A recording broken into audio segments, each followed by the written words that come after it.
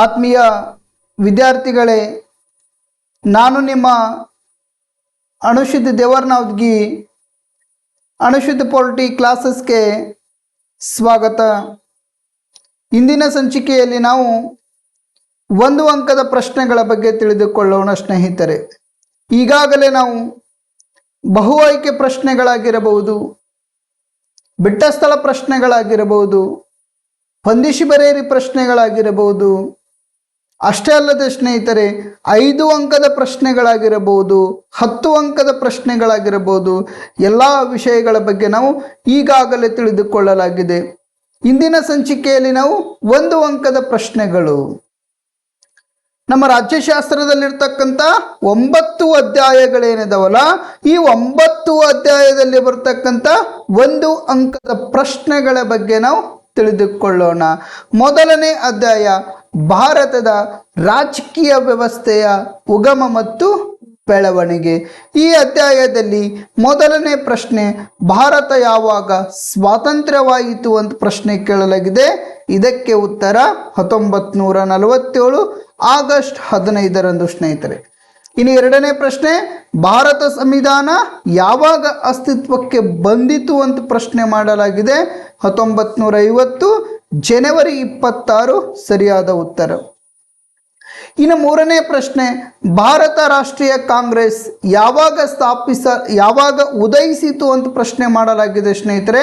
ಇದಕ್ಕೆ ಉತ್ತರ 1885ರಲ್ಲಿ ಉದಯವಾಯಿತು ಸ್ನೇಹಿತರೆ.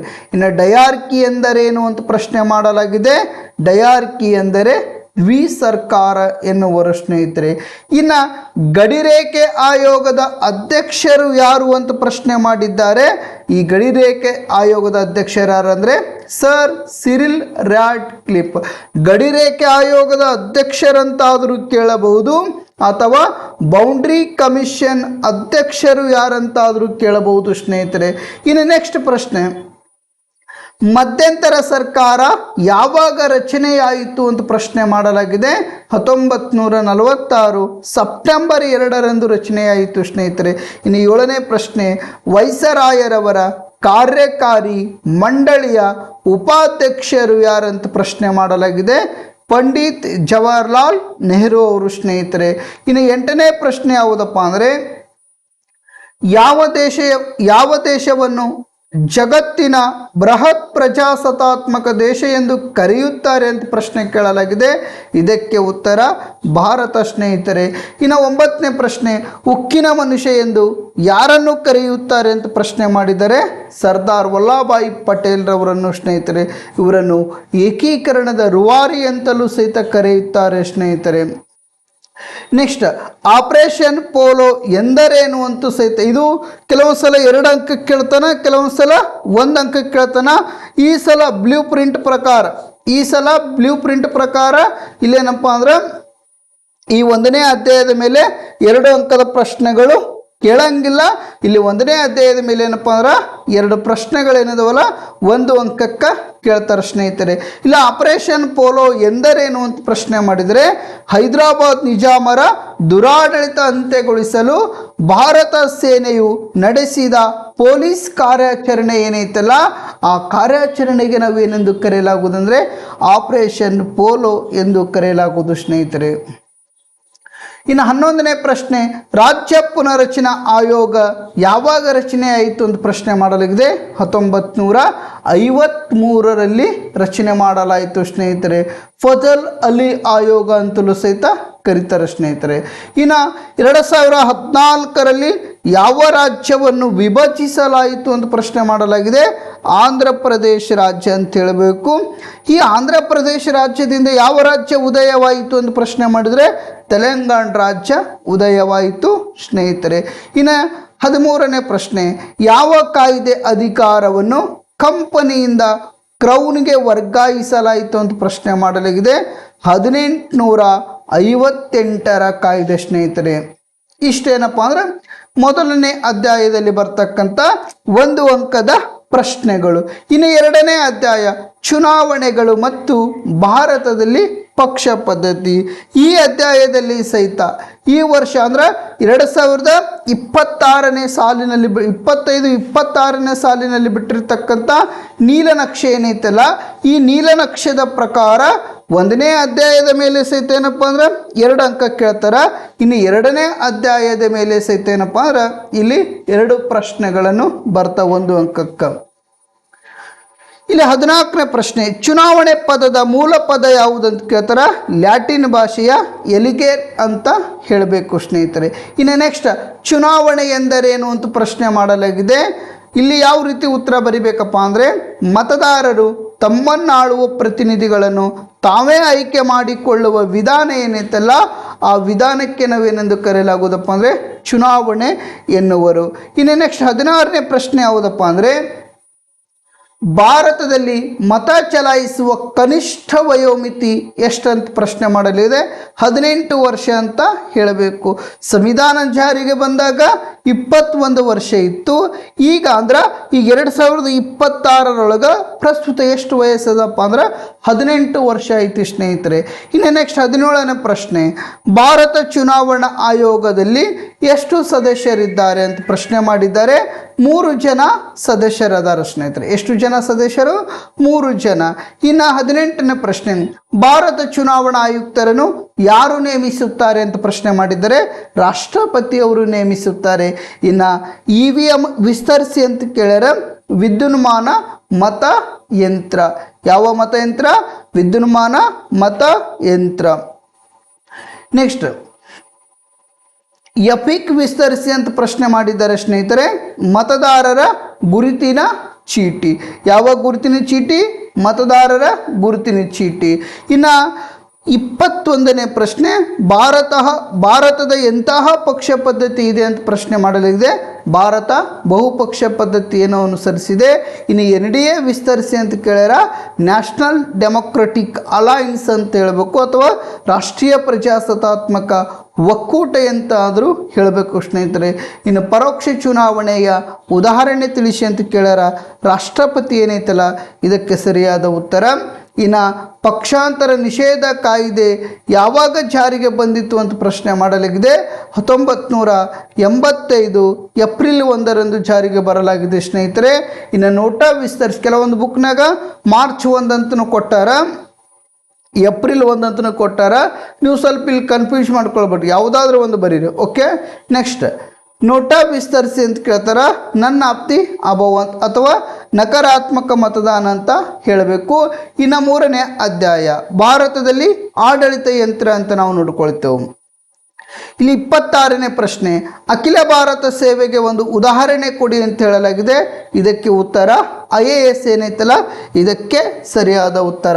IASನು ಸರಿಯಾದ ಉತ್ತರ, IPSನು ಸರಿಯಾದ ಉತ್ತರ, IFSನು ಏನೈತಪ್ಪ ಅಂದರೆ ಸರಿಯಾದ ಉತ್ತರ. ಇನ್ನು ಜಿಲ್ಲಾಡಳಿತದ ಮುಖ್ಯಸ್ಥರು ಯಾರಂತ ಪ್ರಶ್ನೆ ಮಾಡಲಾಗಿದೆ ಸ್ನೇಹಿತರೆ. ಜಿಲ್ಲಾಧಿಕಾರಿಗಳಂತ ನೋಡಲಾಗಿದೆ. ಇನ್ನು ಜಿಲ್ಲೆಯಲ್ಲಿ ಮಾನವ ಹಕ್ಕುಗಳನ್ನು ರಕ್ಷಿಸುವ ಮುಖ್ಯಸ್ಥರು ಯಾರಂತ ಪ್ರಶ್ನೆ ಮಾಡಿದ್ರು. ಇಷ್ಟು ದಿನ ಏನಪ್ಪ ಅಂದ್ರೆ ಜಿಲ್ಲಾಡಳಿತದ ಮುಖ್ಯಸ್ಥರು ಯಾರಂತ ಪ್ರಶ್ನೆ ಮಾಡ್ತಿದ್ರು. ಈಗ ಮತ್ತೆ ಏನು ಟ್ವಿಸ್ಟ್ ಮಾಡಾಕತ್ತಾನಪ್ಪ ಅಂದರೆ ಜಿಲ್ಲೆಯಲ್ಲಿ ಮಾನವ ಹಕ್ಕುಗಳನ್ನು ರಕ್ಷಿಸುವ ಮುಖ್ಯಸ್ಥರು ಯಾರಂತ ಪ್ರಶ್ನೆ ಮಾಡಿದ್ದಾರೆ. ಜಿಲ್ಲಾಧಿಕಾರಿ ಅಂತ ಹೇಳಬೇಕು ಸ್ನೇಹಿತರೆ. ಇನ್ನು 29ನೇ ಪ್ರಶ್ನೆ, ಸರ್ದಾರ್ ವಲ್ಲಭಾಯಿ ಪಟೇಲ್ ಪೊಲೀಸ್ ಅಕಾಡೆಮಿ ಎಲ್ಲಿದೆ ಅಂತ ಪ್ರಶ್ನೆ ಮಾಡಲಾಗಿದೆ. ಹೈದರಾಬಾದ್ನಲ್ಲಿದೆ ಅಂತ ಹೇಳಬೇಕು ಸ್ನೇಹಿತರೆ. ಇನ್ನು ಅಖಿಲ ಭಾರತ ಸೇವೆಗೆ ಅವಕಾಶ ಕಲ್ಪಿಸಿದ ವಿಧಿ ಯಾವುದಂತ ಕೇಳಲಾಗಿದೆ. 312ನೇ ವಿಧಿ. ಇನ್ನು ಲಾಲ್ ಬಹದ್ದೂರ್ ಶಾಸ್ತ್ರಿ ಅಕಾಡೆಮಿ ಎಲ್ಲಿದೆ ಅಂತ ಪ್ರಶ್ನೆ ಮಾಡಲಾಗಿದೆ. ಉತ್ತರಾಖಂಡ ರಾಜ್ಯದ ಮಸ್ಸೂರಿಯಲ್ಲಿದೆ. ಇನ್ನು ಕರ್ನಾಟಕ ಲೋಕಸೇವಾ ಆಯೋಗ ಅಥವಾ ರಾಜ್ಯ ಲೋಕಸೇವಾ ಆಯೋಗದ ಅಧಿಕಾರಾವಧಿ ಎಷ್ಟಂತ ಪ್ರಶ್ನೆ ಮಾಡಲಾಗಿದೆ. 6 ವರ್ಷ ಅಥವಾ 62 ವರ್ಷ ವಯಸ್ಸು ಸ್ನೇಹಿತರೆ. 6 ವರ್ಷ ಅಥವಾ 62 ವರ್ಷ ವಯಸ್ಸು. ಇನ್ನು ಕೇಂದ್ರ ಲೋಕಸೇವಾ ಆಯೋಗದ ಅಧಿಕಾರಾವಧಿ, ಯೂನಿಯನ್ ಪಬ್ಲಿಕ್ ಸರ್ವಿಸ್ ಕಮಿಷನ್ ಏನೈತಲ್ಲ ಇದರ ಅಧಿಕಾರಾವಧಿ 6 ವರ್ಷ ಅಥವಾ 65 ವರ್ಷ ವಯಸ್ಸು ಸ್ನೇಹಿತರೆ. 6 ವರ್ಷ ಅಥವಾ 65 ವರ್ಷ ವಯಸ್ಸು, ಇದರಲ್ಲಿ ಯಾವುದು ಮೊದಲು ಅದು ಅವರ ಅಧಿಕಾರಾವಧಿ ಆಗಿರುತ್ತದೆ.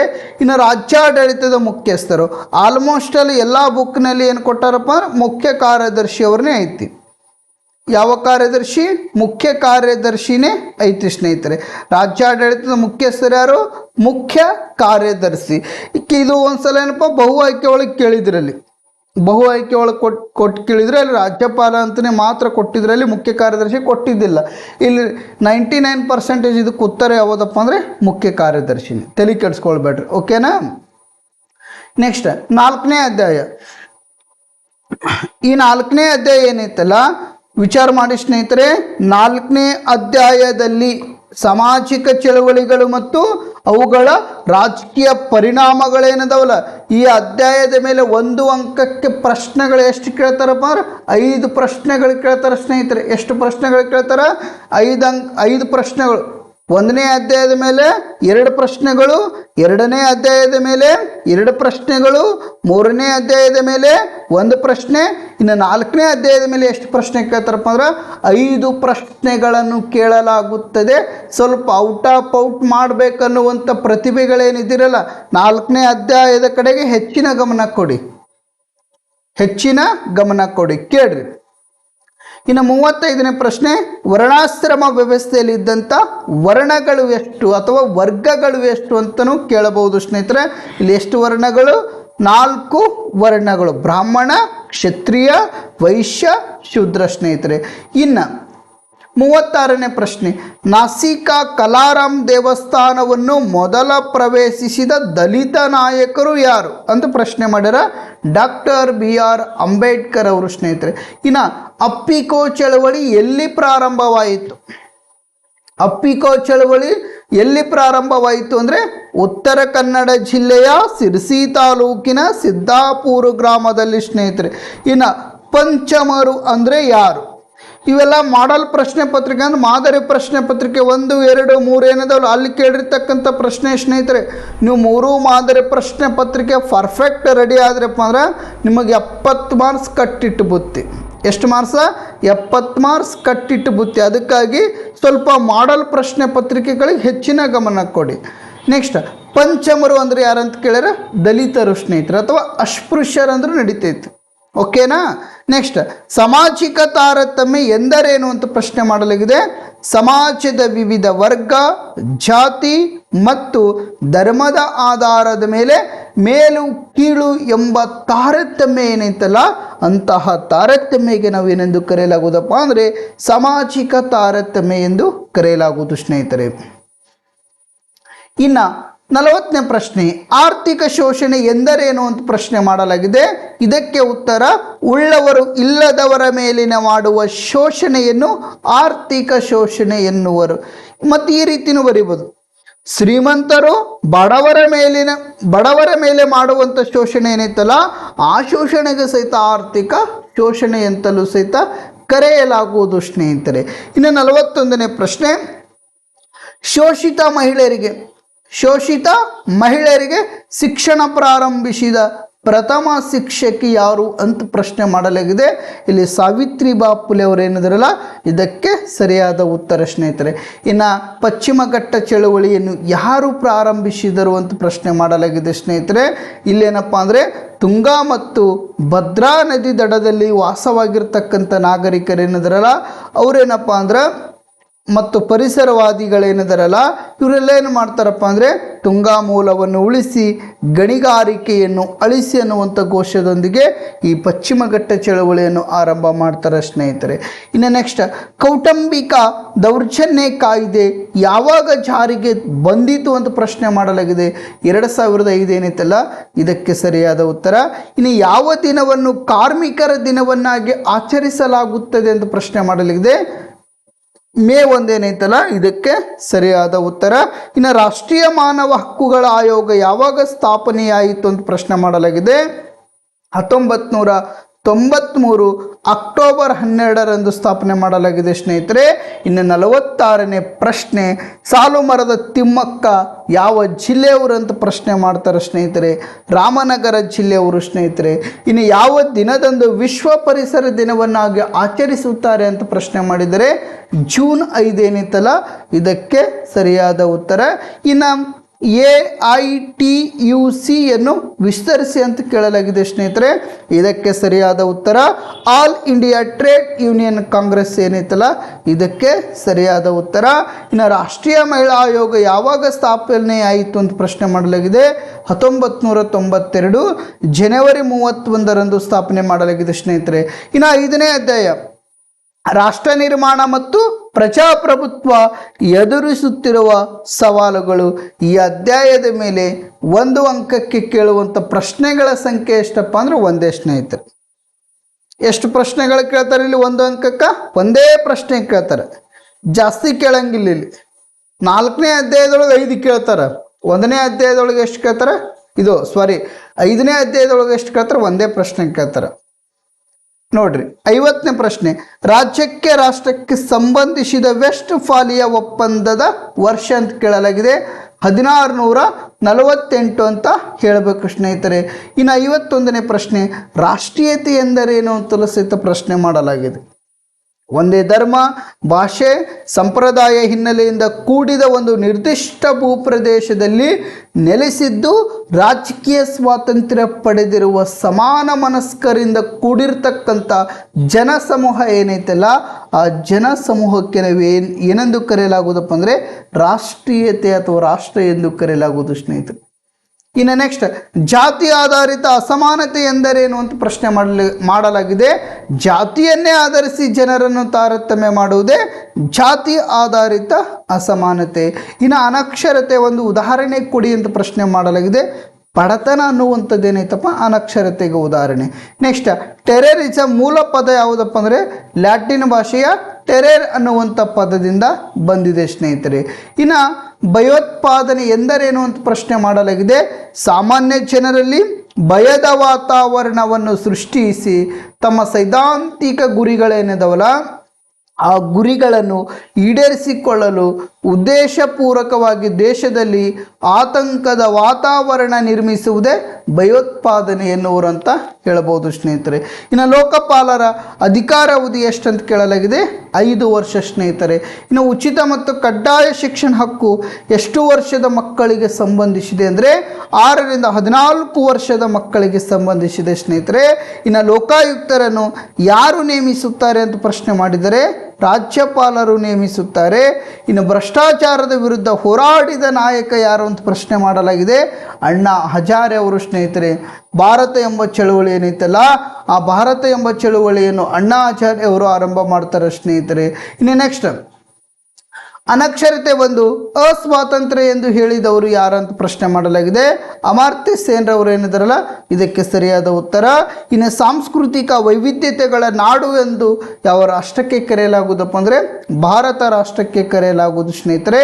ಇನ್ನು ಭ್ರಷ್ಟಾಚಾರ ನೀತಿ ಯಾವ ರಾಷ್ಟ್ರದಿಂದ ಅಳವಡಿಸಿಕೊಳ್ಳಲಾಯ್ತಪ್ಪ ಅಂದರೆ ಸ್ವೀಡನ್ ಮಾದರಿಯ ಒಂಬುಡ್ಸ್ಮನ್ ನೀತಿ ಏನೈತಲ್ಲ ಈ ನೀತಿಯಿಂದ ಭಾರತ ರಾಷ್ಟ್ರದೊಳಗೆ ಭ್ರಷ್ಟಾಚಾರ ನೀತಿಯನ್ನು ಅಂದ್ರೆ ಈ ಲೋಕಾಯುಕ್ತಗಿರ್ಬೋದು ಲೋಕಪಾಲ ಅನ್ನುವಂಥ ಸಂಸ್ಥೆಯನ್ನು ಅಳವಡಿಸಿಕೊಳ್ಳಲಾಯಿತು ಸ್ನೇಹಿತರೆ. ಇನ್ನು ನೆಕ್ಸ್ಟ್, ಅಧ್ಯಾಯ 6 ಭಾರತ ರಾಜಕೀಯ ನೂತನ ಪ್ರವೃತ್ತಿಗಳು. ಇಲ್ಲಿ ಎಷ್ಟು ಪ್ರಶ್ನೆಗಳನ್ನು ಕೇಳ್ತಾರ? 6ನೇ ಅಧ್ಯಾಯದಲ್ಲಿ ಎಷ್ಟು ಪ್ರಶ್ನೆಗಳನ್ನು ಕೇಳ್ತಾರ? 1 ಅಂಕಕ್ಕೆಪ್ಪ ಅಂದ್ರೆ ಒಂದೇ ಕೇಳ್ತಾರೆ ಸ್ನೇಹಿತರೆ. 1 ಅಂಕಕ್ಕೆ ಎಷ್ಟು ಕೇಳ್ತಾರ?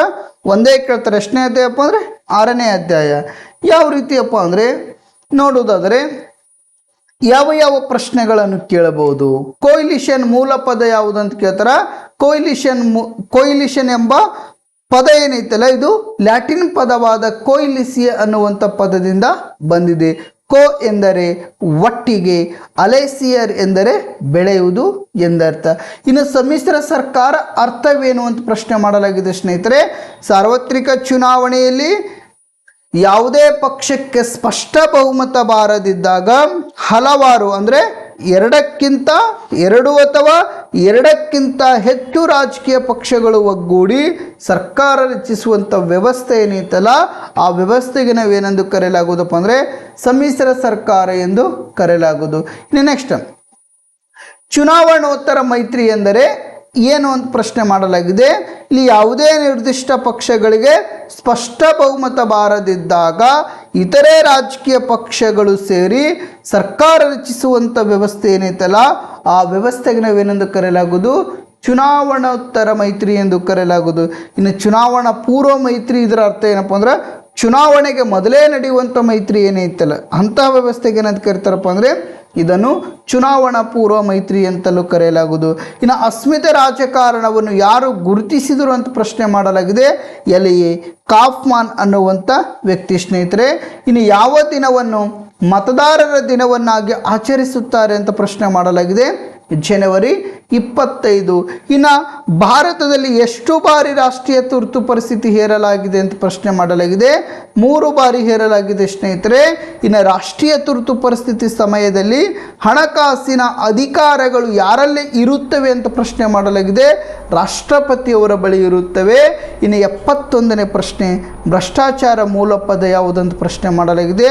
ಲ್ಯಾಟಿನ್ ಭಾಷೆಯ ರಂಪಿಯರ್ ಅನ್ನುವಂಥ ಪದದಿಂದ ಬಂದಿದೆ ಸ್ನೇಹಿತರೆ. ರಂಪಿಯರ್ ಅಂದರೆ ಬ್ರೇಕ್ ಅಥವಾ ಛಿದ್ರಗೊಳಿಸು ಎಂದರ್ಥ. ಇನ್ನು 72ನೇ ಪ್ರಶ್ನೆ, ಈ ಭೂಮಿ ಪ್ರತಿಯೊಬ್ಬರ ಅಗತ್ಯತೆಗಳನ್ನು ಪೂರೈಸುತ್ತದೆ ವಿನಃ ದುರಾಶೆಗಳನ್ನಲ್ಲ ಎಂದು ಹೇಳಿದವರು ಯಾರಪ್ಪ ಅಂದರೆ ನಮ್ಮ ಮಹಾತ್ಮ ಗಾಂಧೀಜಿಯವರು ಸ್ನೇಹಿತರೆ. ಶಿಕ್ಷಣವು ಬಾಳಿನ ಬೆಳಕಾಗಿದೆ ಅನ್ನುವಂಥ ಘೋಷಣೆ ಆಗಿರಬಹುದು. ಇದು ಸಹಿತ ಮಹಾತ್ಮ ಗಾಂಧೀಜಿಯವರು. ಇನ್ನು 73ನೇ ಪ್ರಶ್ನೆ, ಅಸ್ಮಿತೆ ರಾಜಕೀಯ ಪ್ರಮುಖ ಆಧಾರಗಳಲ್ಲಿ ಒಂದು ಉದಾಹರಣೆಯನ್ನು ಕೊಡಿ ಅಂತ ಪ್ರಶ್ನೆ ಮಾಡಲಾಗಿದೆ. ಇದಕ್ಕೆ ಸರಿಯಾದ ಉತ್ತರ ಭಾಷೆ, ಪ್ರದೇಶ, ಧರ್ಮ, ಜಾತಿ ಏನೈತಲ್ಲ ಇದಕ್ಕೆ ಸರಿಯಾದ ಉತ್ತರವಾಗಿದೆ ಸ್ನೇಹಿತರೆ. ಇನ್ನು 7ನೇ ಅಧ್ಯಾಯ ಸಮಕಾಲೀನ ರಾಜಕೀಯ ವಿದ್ಯಮಾನಗಳು. ಈ ಅಧ್ಯಾಯದಲ್ಲಿ ಎಷ್ಟು ಪ್ರಶ್ನೆಗಳನ್ನು ಕೇಳ್ತಾರಪ್ಪ ಅಂದ್ರೆ 1 ಅಂಕಕ್ಕೆ ಒಂದೇ ಪ್ರಶ್ನೆ ಕೇಳ್ತಾರೆ ಸ್ನೇಹಿತರೆ. ಎಷ್ಟು ಪ್ರಶ್ನೆಗಳನ್ನು ಕೇಳ್ತಾರೆ? ಒಂದೇ ಪ್ರಶ್ನೆ. 5ನೇ ಪಾಠದೊಳಗೆ ಒಂದೇ ಬರ್ತೈತಿ, 6ನೇ ಪಾಠದಾಗೂ ಒಂದೇ ಪ್ರಶ್ನೆ, 7ನೇ ಪಾಠದಾಗೂ ಒಂದೇ ಪ್ರಶ್ನೆ ಕೇಳ್ತಾರೆ. ಅರ್ಥ ಆಯ್ತಾ? ಇನ್ನು 74ನೇ ಪ್ರಶ್ನೆ ಏನು ಹೇಳ್ತಾ, ಭಾರತದಲ್ಲಿ ಉದಾರೀಕರಣ ಜಾರಿಗೊಳಿಸಿದ ಹಣಕಾಸು ಮಂತ್ರಿ ಯಾರಾಗಿದ್ದರು ಅಂತ ಪ್ರಶ್ನೆ ಮಾಡಿದರೆ ಮನಮೋಹನ್ ಸಿಂಗ್. ಪ್ರಧಾನಮಂತ್ರಿ ಅಂದ್ರೆ PV ನರಸಿಂಹರಾವ್. PV ನರಸಿಂಹರಾವ್. ಹಣಕಾಸಿನ ಮಂತ್ರಿ ಅಂದ್ರೆ ಮನಮೋಹನ್ ಸಿಂಗ್. ಜಾರಿಗೊಳಿಸಿದ್ದವಾಗ 1991. ಓಕೆನಾ? ನೆಕ್ಸ್ಟ್, ಉದಾರೀಕರಣ ಎಂದರೇನು ಅಂತ ಪ್ರಶ್ನೆ ಮಾಡಲಾಗಿದೆ. ಈ ಉದಾರೀಕರಣ ಎನ್ನುವುದು ಆರ್ಥಿಕವಾಗಿ ಅನೇಕ ನಿಬಂಧನೆಗಳಿಂದ ಮುಕ್ತಗೊಳಿಸುವಂಥ ಪದ್ಧತಿ ಏನೈತಲ್ಲ ಪದ್ಧತಿಯಾಗಿದ್ದು. ಅಷ್ಟೇ ಅಲ್ಲದೇನಪ್ಪ ಅಂದ್ರೆ ತೆರಿಗೆಯಿಂದ ವಿನಾಯಿತಿಯನ್ನು ನೀಡುವಂಥ ಪ್ರಕ್ರಿಯೆ. ತೆರಿಗೆಯಿಂದ ಏನಪ್ಪ ಅಂದರೆ ವಿನಾಯಿತಿ ನೀಡುವಂಥ ಪ್ರಕ್ರಿಯೆ ಏನೈತಲ್ಲ ಆ ಪ್ರಕ್ರಿಯೆಗೆ ನಾವು ಏನೆಂದು ಕರೆಯಲಾಗುವುದು ಅಂದರೆ ಉದಾರೀಕರಣ ಎಂದು ಕರೆಯಲಾಗುವುದು. ಇನ್ನು ಖಾಸಗೀಕರಣ ಎಂದರೇನು ಅಂತ ಪ್ರಶ್ನೆ ಮಾಡಲಾಗಿದೆ. ಖಾಸಗೀಕರಣ ಎಂದರೆ ಸರ್ಕಾರ ಒಡೆತನದಲ್ಲಿರುವ ಸಂಸ್ಥೆಗಳನ್ನು ಖಾಸಗಿ ಸಂಸ್ಥೆಗಳನ್ನಾಗಿ ವರ್ಗಾಯಿಸುವುದು. ಅಂತಹ ವ್ಯವಸ್ಥೆಗೆ ಖಾಸಗೀಕರಣ. ಇನ್ನು ಭಾರತದಲ್ಲಿ ಉದಾರೀಕರಣ ಯಾವಾಗ ಪ್ರಾರಂಭವಾಯಿತು ಅಂದರೆ 1991 ಸ್ನೇಹಿತರೆ. ಇನ್ನು ನೆಕ್ಸ್ಟ್, ಜಾಗತೀಕರಣ ಎಂದರೇನು ಅಂತ ಪ್ರಶ್ನೆ ಮಾಡಲಾಗಿದೆ. ಜಾಗತೀಕರಣ ಎಂದರೆ ವಿಶ್ವದ ಆರ್ಥಿಕತೆಯೊಂದಿಗೆ ವಿವಿಧ ರಾಷ್ಟ್ರಗಳ ಆರ್ಥಿಕತೆ ಒಂದುಗೂಡಿಸುವ ಪ್ರಕ್ರಿಯೆ ಏನೈತಲ್ಲ ಆ ಪ್ರಕ್ರಿಯೆಗೆ ನಾವೇನೆಂದು ಕರೆಯಲಾಗುವುದಪ್ಪ ಅಂದರೆ ಜಾಗತೀಕರಣ ಎಂದು ಕರೆಯಲಾಗುವುದು ಸ್ನೇಹಿತರೆ. ಇನ್ನು 7ನೇ ಪ್ರಶ್ನೆ, ಲಿಬಿಯಾದ ನಿರಂಕುಶಾಧಿಕಾರಿಯನ್ನು ಗುರುತಿಸಿ ಅಂತ ಕೇಳಲಾಗಿದೆ. ಮ್ಯೂಮರ್ ಗಡಾಫಿ ಅನ್ನುವಂಥ ವ್ಯಕ್ತಿ ಅನ್ನೋದನ್ನ ಈತ ಏನಪ್ಪ ಅಂದ್ರೆ ಲಿಬಿಯಾದ ನಿರಂಕುಶಾಧಿಕಾರಿ. ಇನ್ನು ಬಾಂಗ್ಲಾದೇಶ ಎಂದು ಉದಯಿಸಿತು ಅಂತ ಪ್ರಶ್ನೆ ಮಾಡಲಾಗಿದೆ. 1971 ಉದಯಿಸಿತು.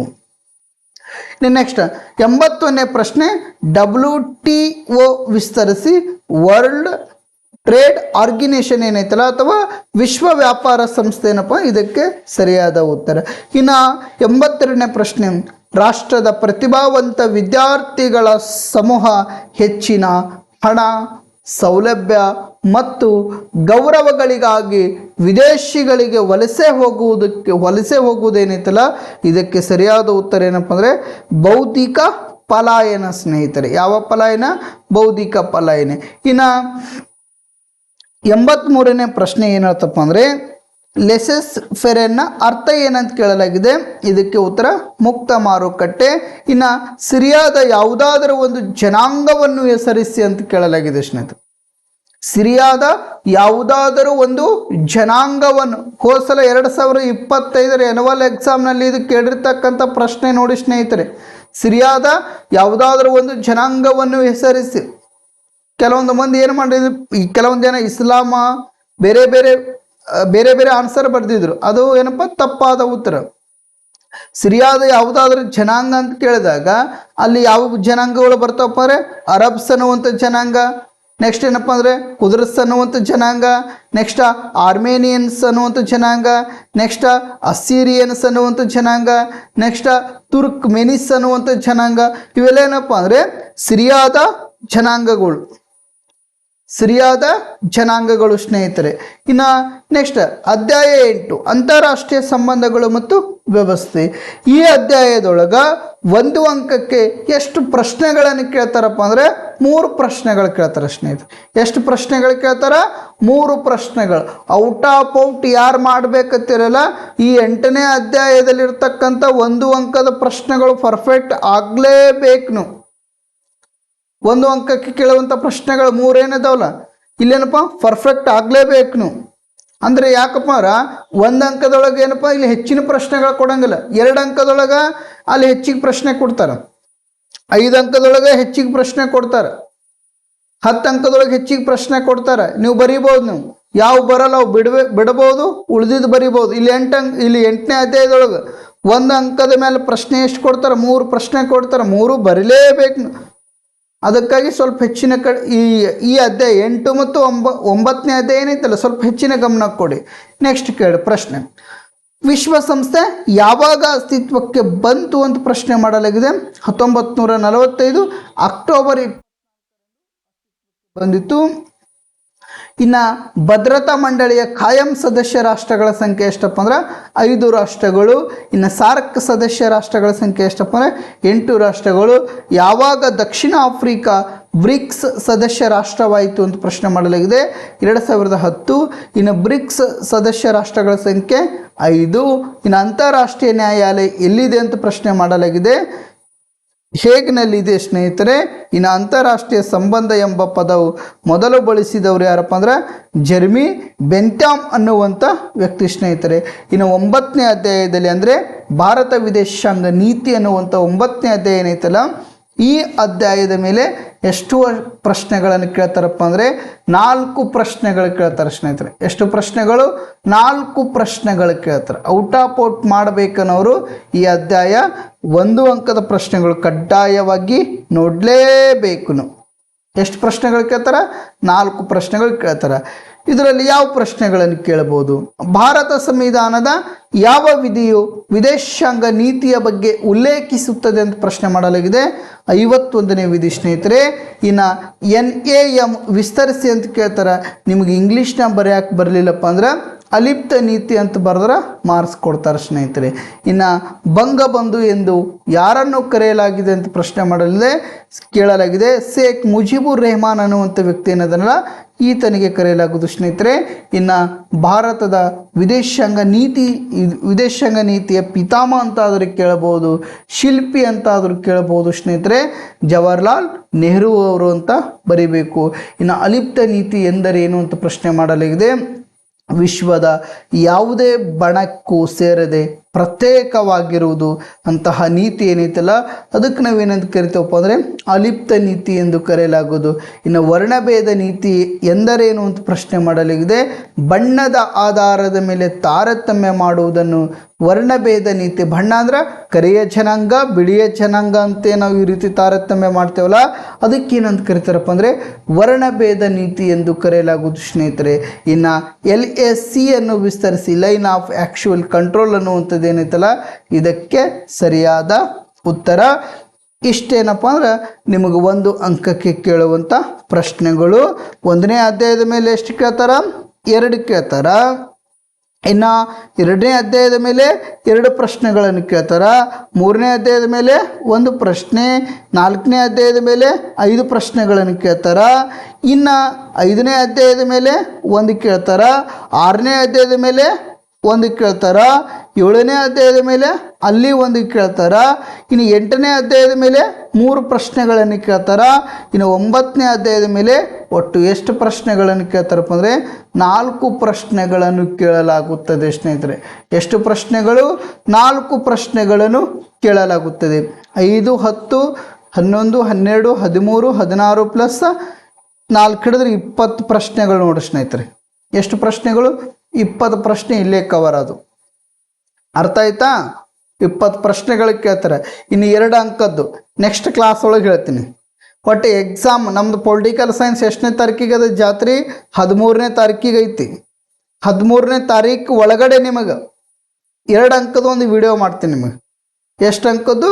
2 ಅಂಕದ ಒಂದು ಏನೈತಲ್ಲ ವಿಡಿಯೋ ಮಾಡ್ತೀನಿ. ಅರ್ಥ ಆಯ್ತಾ? ಅದೊಂದು ಆಲ್ಮೋಸ್ಟ್ ಆದಷ್ಟು ಬೇಗನೆ ಅಪ್ಲೋಡ್ ಮಾಡ್ತೀನಿ. ಅದಿಷ್ಟು ಸ್ವಲ್ಪ ಚೆನ್ನಾಗಿ ನೋಡಿರಿ. ನಾ ಎಷ್ಟು ಹೇಳಿನ ಅಷ್ಟು ಪರ್ಫೆಕ್ಟ್ ಆರಿ. ನಿಮ್ಗೆ ಯಾವುದೇ ರೀತಿ 1 ಅಂಕನೂ ಎಲ್ಲಿ ಮಾರ್ಕ್ಸ್ಗಳು ಕಟ್ ಆಗಂಗಿಲ್ಲ. ಅರ್ಥ ಆಯ್ತಾ? ಇರಲಿ. ಇಂದಿನ ಸಂಚಿಕೆ ಏನೈತಲ್ಲ ನಾನು ಮುಕ್ತಾಯಗೊಳಿಸುತ್ತಿದ್ದೇನೆ. ಎಲ್ಲ ನನ್ನ ಆತ್ಮೀಯ ವಿದ್ಯಾರ್ಥಿಗಳಿಗೆ ಶುಭವಾಗಲಿ.